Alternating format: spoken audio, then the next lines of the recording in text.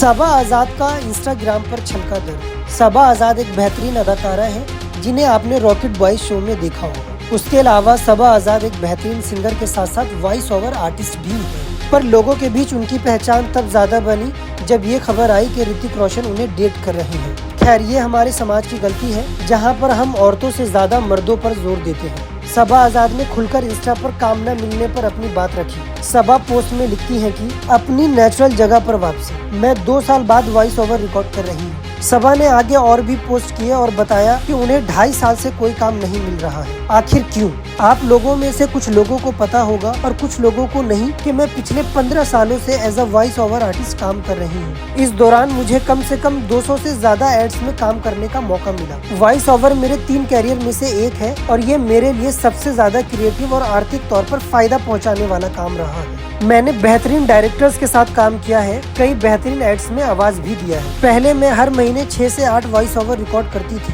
पर अचानक 2.5 साल पहले मुझे एक भी वॉइस ओवर में काम मिलना बंद हो गया। मैंने कभी किसी से नहीं कहा कि मैं काम छोड़ रही हूँ या मेरी काम में कोई रुचि नहीं है, और न ही मैंने अपनी फीस में कोई बदलाव किया। सबा आगे बताती है कि वो अपने एक पुराने डायरेक्टर के साथ मिली और उनसे पूछा कि उन्हें अब काम क्यों नहीं मिल रहा है। तो उस प्रोग्रेसिव डायरेक्टर ने कहा कि उन्हें नहीं लगता था कि अब तुम वॉइस ओवर करोगी।